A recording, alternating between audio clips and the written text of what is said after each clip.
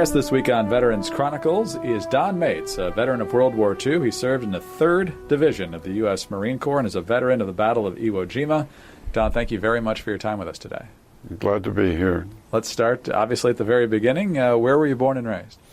I was born in Cleveland, Ohio, February 10, 1926. Calvin Coolidge was president. And did your family have a history of military service of any kind? No.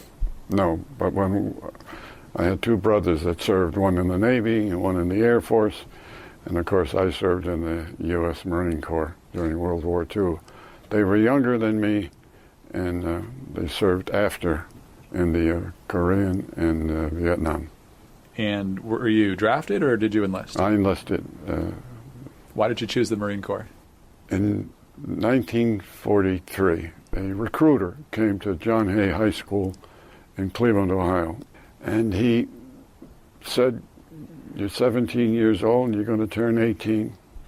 They're going to draft you. Why don't you enlist in the Marines? We'll let you graduate from high school. You can pick what job you wanted in the Marine Corps." And I said that I'd consider it, and my parents had a sign, and they signed. And he told me that, and he asked me before I signed what I would like to do in the Marines. And I asked him I'd like to first get the dress blue uniform. And he told me that they only issued the dress blue uniform to seagoing Marines, band members, Marine Corps band, the Drum and Bugle Corps, and to embassy guards. And I told him that I got seasick and that I didn't play an instrument. Could I be an embassy guard? And he says, well, he said, you're 6'2", you're in shape. He said, I'll put that down as your first choice. And he said to me, where would you like to serve? And I said, I knew that Portugal was neutral, and I knew they had 2 colonies. One was Goa in India, and one was Macau in China.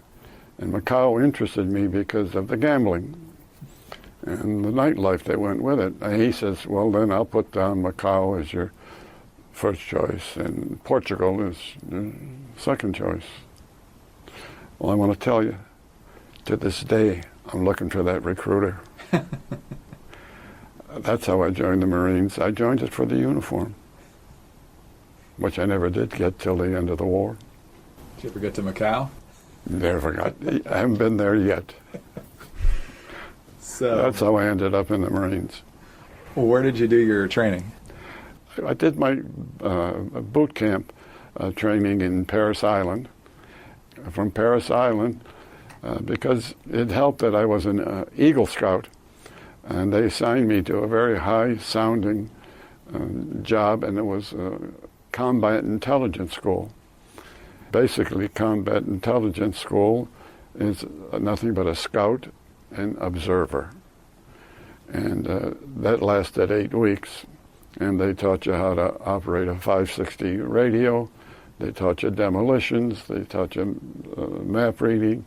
And they taught you a little Japanese, which was useless.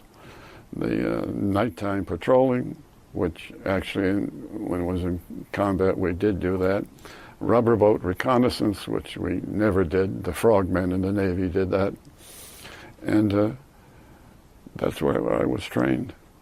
We also were taught how to operate a 50 caliber and 25 caliber machine gun, a BAR, Browning automatic rifle, and of course the M1 rifle, which every Marine had, even the cooks and bakers. Was there any particular part of that you found the most interesting or hoped you would be doing when you were deployed? I was really brainwashed during World War II by the movies, by the newspapers, the radio, magazines, posters, and I really believed that the Japanese were super evil and we were super good. I was just, I don't want to say snowed, but I was just psychologically affected, never dreaming of what I was getting into.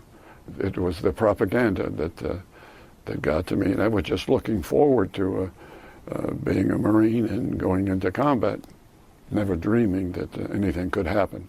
So after training, how much of a time span was there between that and being deployed? Oh, after training, it was I immediately went overseas. But even going overseas, I left Norfolk on the ship called the Florence Nightingale, and we were going through the Panama Canal. But our first stop was in Cuba, where we got liberty. And Cuba was quite a place for liberty in the 1940s. And then we stopped in Panama, got liberty in Panama. And then I went to a replacement depot in Hawaii. And I thought, my God, this is just a marvelous, exactly what I expected. It wasn't a celebrity cruise, but it was the Navy treated you royally. You could sleep on deck, and you could eat anytime you wanted or have coffee anytime you wanted. All you had to do was stand in line. So it was just, up until that point, it was marvelous. And it got even better when they sent me to Guam, which was being liberated by the 3rd Marine Division. They sent me with 3 other replacements, and we went by aircraft carrier. And that's like a cruise. I mean, even had an ice cream bar there, everything but a nightclub on the ship. And that was an 8-day short-term cruise. And then the proverbial hit the fan when I landed at Guam. Then I knew that it wasn't like the movies. Where are we on the calendar at this point? We're into, they invaded in July. They celebrate July 24th as the day that we invaded and the Japanese lost control. And their July 24th is our July 4th. And I hit about July 28th, and I was immediately sent to the reconnaissance company that I had trained for, and we were sent not into the lines, we were sent to the northern end of the island, and the big fighting was in the southern end of the island. We were sent to Retidian Point, and that's where we did our fighting, and that's where we went into our combat. That's where we set up booby traps and ambushes, and as they were being driven north, we were up there waiting for them as they came up from the south, the Japanese. And it wasn't a pretty picture. What type of action were you witnessing? It was mostly patrolling.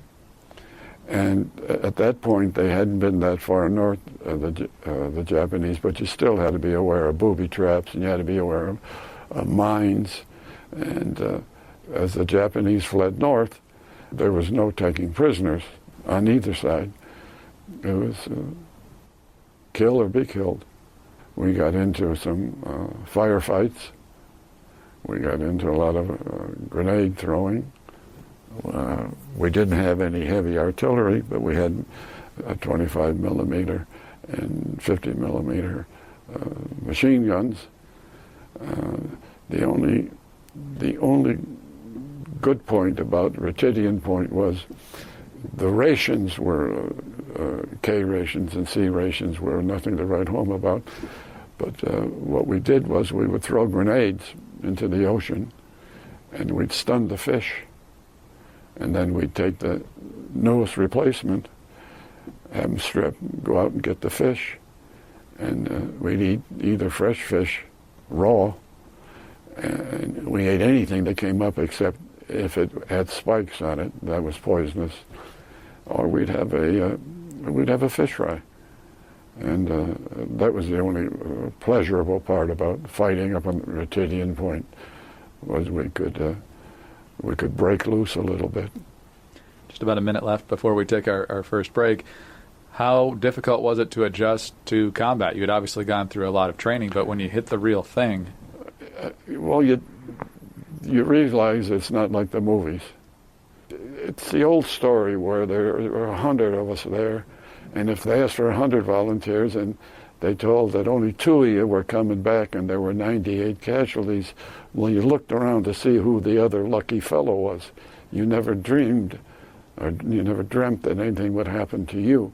So when something happened to one of your buddies, it comes as a shock, and it's you become anxious, you become stressed. There's a smell, there's a couple smells that you don't get over, and that's the smell of fresh blood coming out of somebody. If somebody's artery is cut and the blood gushes out, there's nothing you can do about it. That odor of sweet blood stays with you. And the other odor is that of a decaying body. We never buried the Japanese, and their bodies just decayed. Even to this day, if I drive by a cemetery and if they're using recycled water, I think I can smell the dead bodies. Those are 2 smells you never get over with.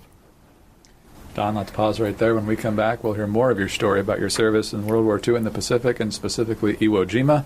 We're talking with Don Mates, veteran of the 3rd Infantry Division of the U.S. Marine Corps, veteran of Iwo Jima. This is Veterans Chronicles.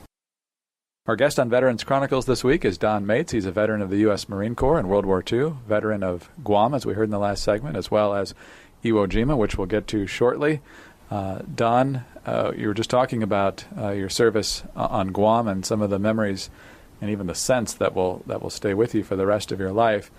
At this point, how much bonding had you done with your group, and at this point had you met Jimmy Trimble, who we'll talk about a lot more as time goes on? Jimmy Trimble and I met in the States. The bonding that goes on in the Marine Corps stays with you till the day you die. I volunteer at a VA hospital in Florida, in West Palm Beach. And if I see a Marine standing in line waiting, I'll pull him out of line and get him to his appointment immediately. I'm the commander of the Military Order of the Purple Heart. I make a special effort. Not that I don't help as many people as I can, but I make a special effort with the Marines. And it's true, there's no such thing as an ex-Marine. Once a Marine, always a Marine. And Jimmy and I became close, very close, because 1, we were tent mates after Guam was secure, and 2, he was a Major League Baseball pitcher. He had signed with the Washington Senators, and in 1943, Clark Griffith gave him a $5,000 signing bonus and sent him to Duke and paid for his college. He didn't send him to a farm team. He would play for the Duke baseball team. Well, Jimmy kept the $5,000, went to Duke for about a week, and then enlisted in the Marines. Jimmy and I went through combat intelligence school together. We went overseas together, and we were the best of buddies, and we were tent mates. And because he was an outstanding pitcher, and our commanding general, Erskine Graves, was a baseball nut. And we had 6 Marine divisions in the Pacific. And among the 6 divisions, there was a round-robin World Series. And General Graves wanted to win that World Series. And lo and behold, really, when Jimmy pitched the winning game, and we won the Marine Corps World Series, he became a favorite of the general, and the general said to him, "I want you to be my bodyguard." And he says, "Pick whoever you want." And of course, Jimmy picked me. So I just tagged along and got some of Jimmy's glory rubbed off on me. And we became bodyguards for General Erskine, which just meant When he was in his tent sleeping, we were outside. When he was in the seat, when he was awake, we were awake. When he was asleep, we took turns sleeping. So that's how I ended up with Trimble, and being my fast buddy and also my combat buddy. You team up in a foxhole. Yeah, and Trimble was in the foxhole with me. Where were you and what did you do between Guam and February of 1945 when you went to Iwo Jima? Well, the first thing we did was we trained. But because of the job that I had, I didn't have to do any practice landings. The most I had to do was an occasional patrol to look for stray Japanese. The 3rd Reconnaissance Company consisted of 4 platoons. One platoon, the 4th platoon, was spun off, even though it was part of the Reconnaissance Company, and was assigned to General Graves. General Graves didn't want information coming up through the chain of command. When he wanted to know something, whether it was on the island of Guam or about a patrol, he wanted a first-hand report from the participants. So our platoon was assigned to him specifically. We were at his beck and call. What the Swiss Guard is to the Pope, we were to General Graves. So we didn't participate in all the rugged training that the other troops did. We were in shape, but we had it pretty easy because of our position.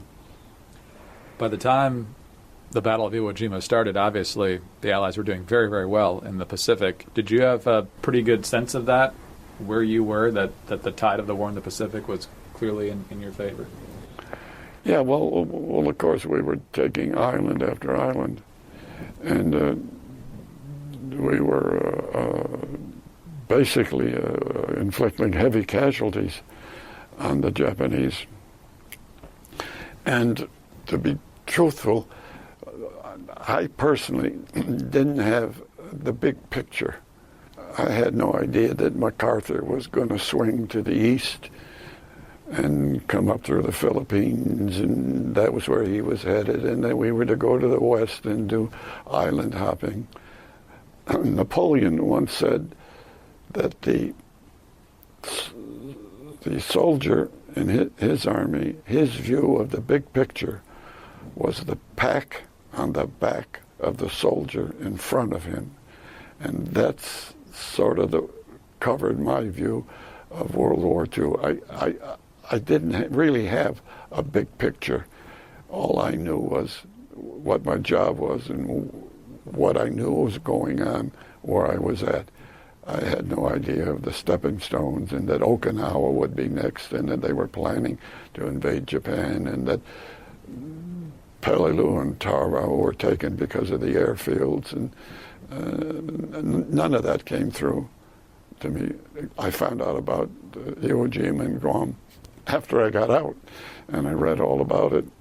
I found out what I was involved in.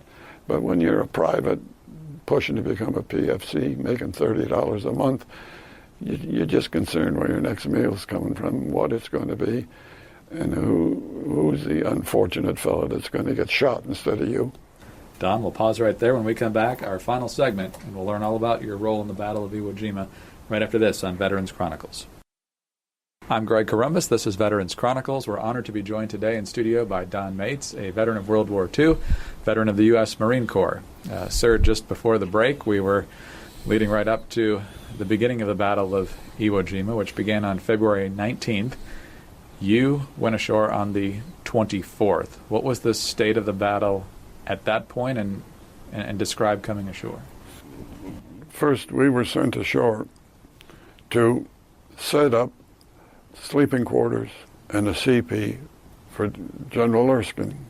And when we landed on the beach, it was just absolute chaos.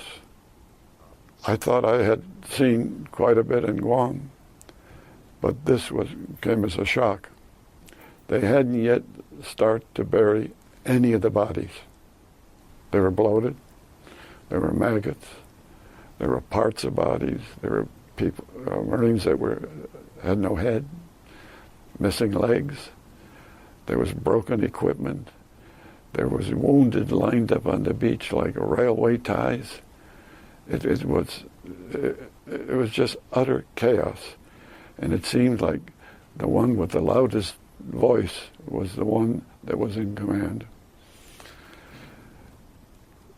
We set up Erskine, and again, his bodyguard, Trimble and I. The Japanese had spigot mortars, and a spigot mortar is bigger than a 55-gallon oil drum. It's just loaded with explosives. It's rocket-propelled, and it tumbles.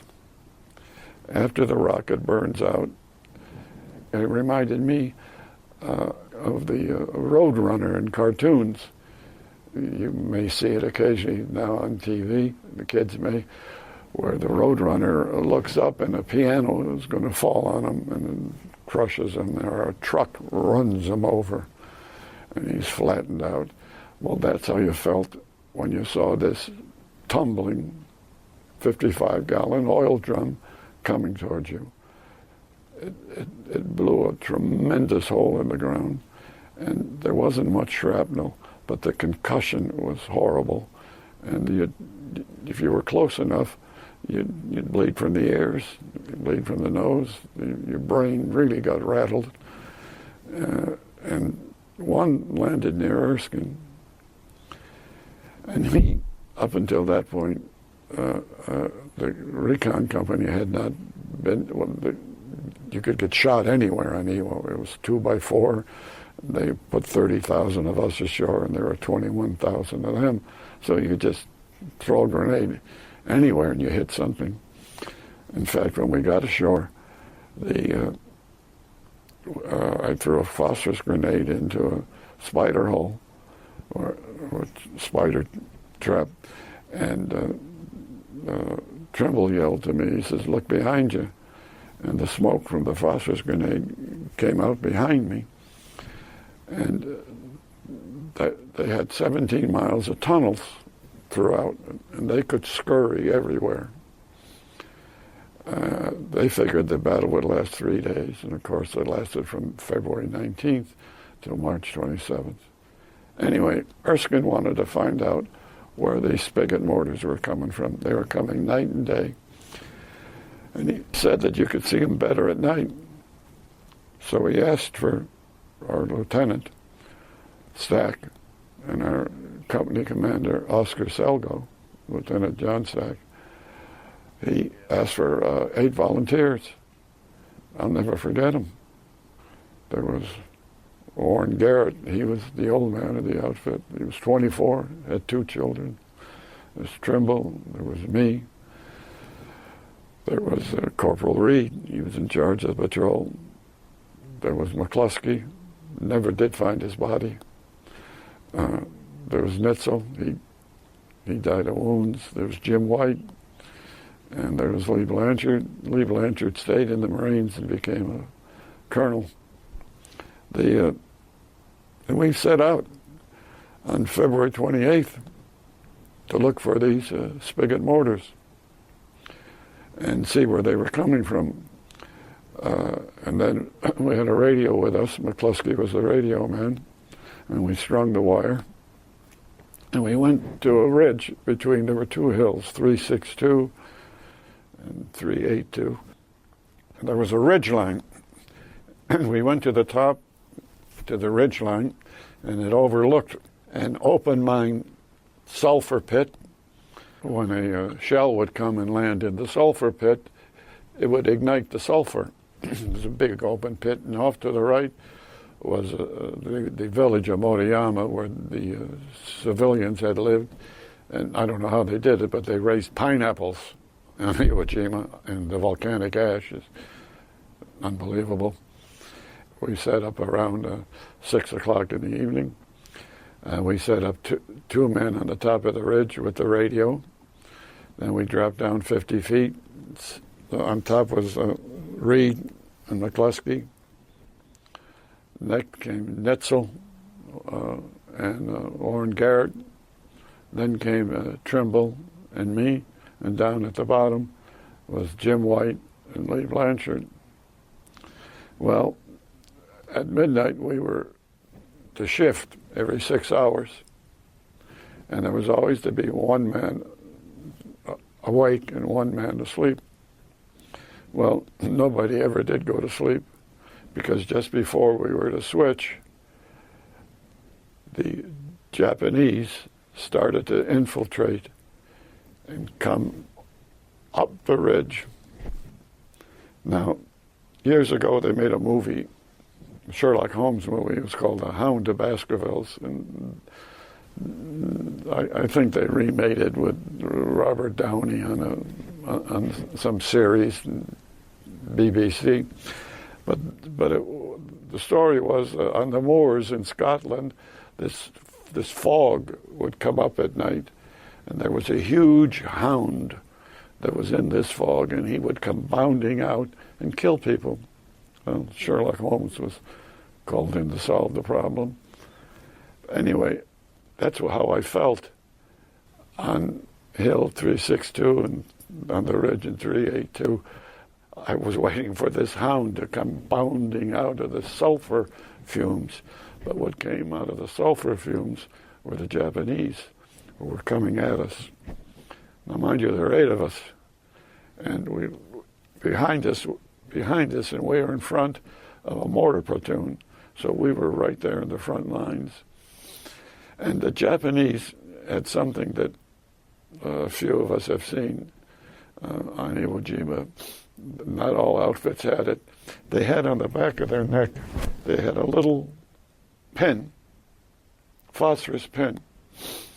And with just a little moonlight or starlight, their officer could see his men and how they moved.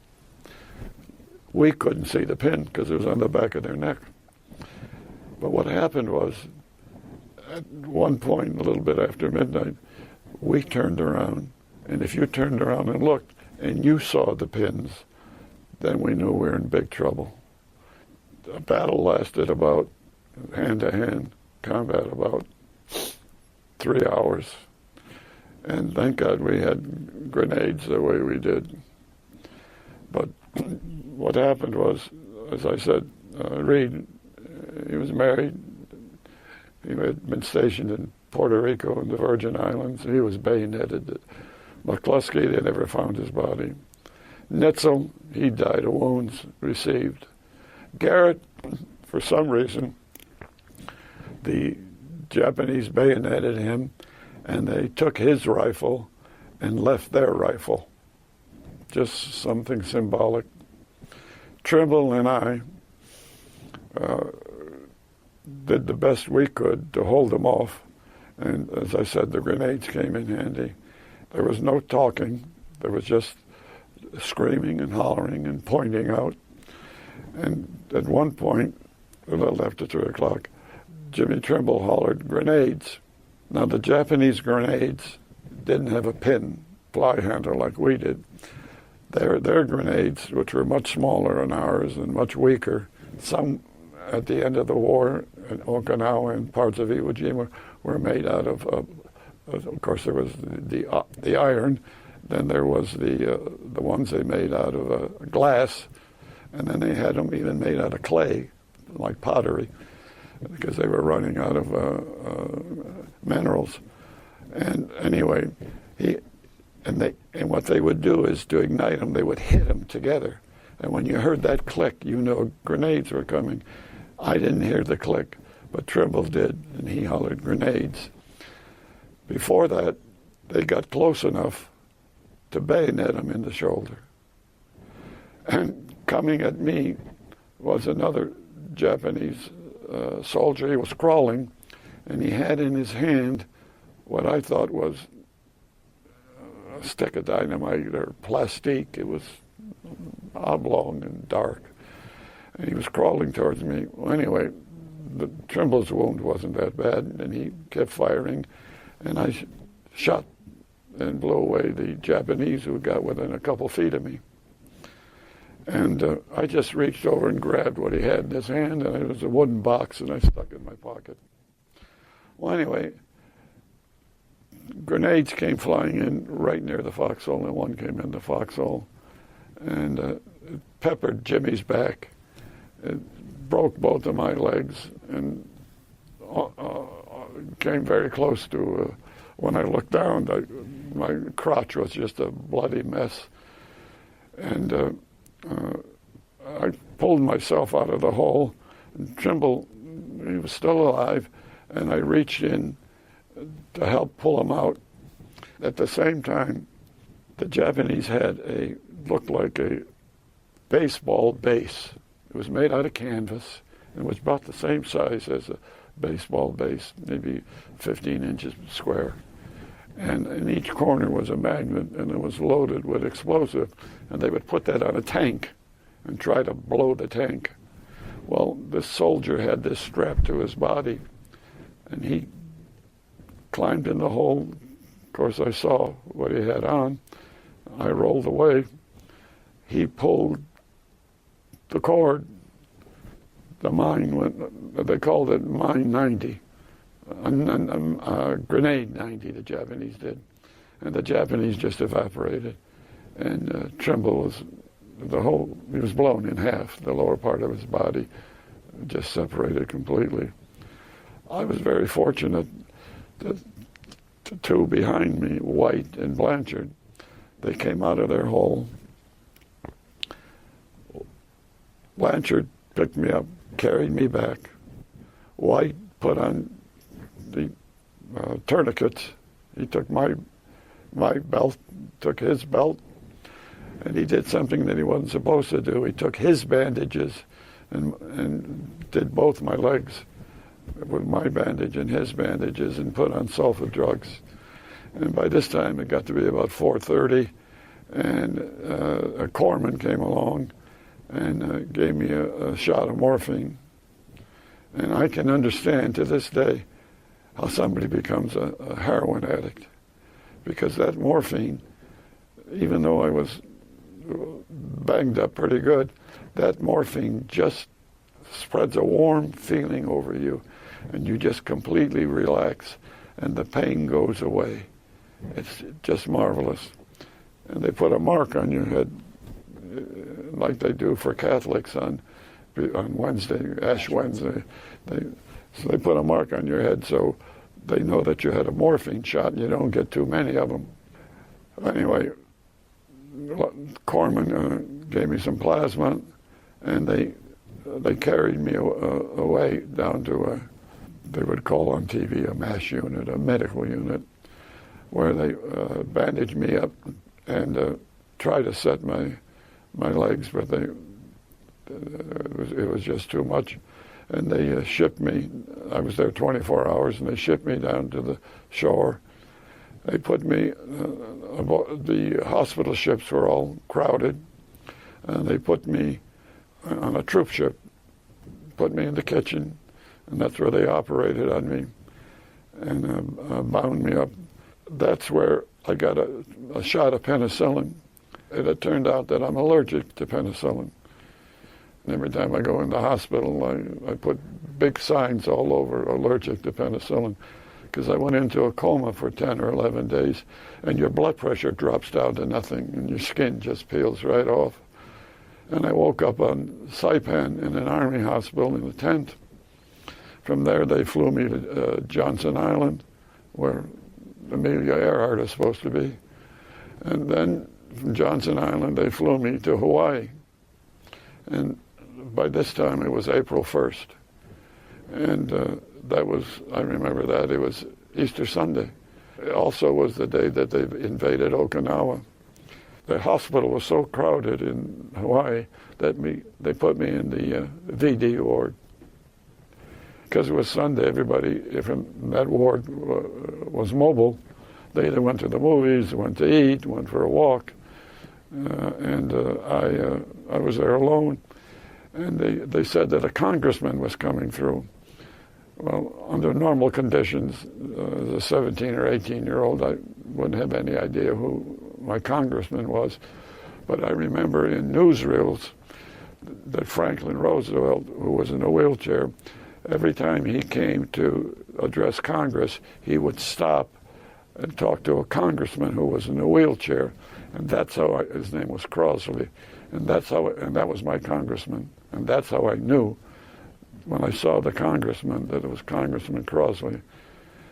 And he came over and he said, how would you like to go? He asked me where I was, and I told him, you're my congressman, I'm from Cleveland, East Side.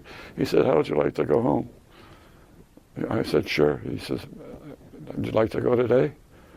I said, I sure would. Well, I didn't go that day. I went the next day. And I was on the first plane that flew from, that had Iwo casualties on it, and flew into Oakland Naval Hospital. From there I went to Sun Valley Rehab. From there I went to Great Lakes. From there I went to the Marine Hospital in Cleveland. There's no such thing as a U.S. Marine Hospital. This was a merchant marine hospital. And I recuperated there, and life went on after that. You had several more surgeries, from what I understand. My last operation ended in 1982, and 2 women operated on me. And what saved me was, that's when the CAT scan came out. Before that, when they would operate for shrapnel, they would poke you, and then they would glue a paper clip to where they thought the shrapnel, but they didn't know how deep it was. And you know how a CAT scan works. It's one X-ray after another, and they can 3D it, and they were able to spot what was really troubling me and take out the pieces that were embedded and weren't moving. And I haven't been back. Haven't had an operation since. They're little pieces of volcanic ash that come out, but it's just like a pimple. With my fingernail, I can flick it out. And I did have braces. I got rid of them one by one. And unfortunately, I did get some gangrene infection that held me up for a while. And back in 1945 and 1946, you got to remember, therapy was bed rest. If they could get you in a whirlpool bath, and they would give you a back rub with Jergens lotion. That was it. There was no getting out of bed right after the operation. There was no moving after the cast came off. It was all bed rest. So it took me a little while to get organized. Last question here in our last minute or so, maybe 2 minutes. Since that time, you've also been very active in honoring the memory of Jimmy Trimble, both at the American Veterans Center and elsewhere. Talk about how you took on that role and what it means to you. Well, with the American Veterans Center and with the St. Albans, where he went to prep school, we started a scholarship, and the last count that we had raised was $250,000. And it's for I hope a Marine, but they'll take any son of a serviceman. Then we also instigated the Young Marine Award, every year an annual award that I donate to. The American Veterans Center and they send the outstanding women Young Marine and man Young Marine. Now, this is not the real Marines. These are like the Boy Scout Marines. Right. And they're honored at the banquet. And the American Veterans Center holds every year. I just continue and tribute. I'm the head of the Military Order of the Purple Heart. In West Palm Beach, Florida, I have the second largest. I have 414 members. And the biggest award I ever got, beside a Purple Heart, was 2009. I received from the Pentagon the World War II Service and Community Service Award. Bob Feller got one. I got one. Hugh O'Brien, I think I got one too. I'm here today. Feel like $1 million. Don Mates, veteran of World War II, Battle of Guam and Iwo Jima, U.S. Marine Corps veteran, 3rd Division. I'm Greg Corombos. This has been Veterans Chronicles.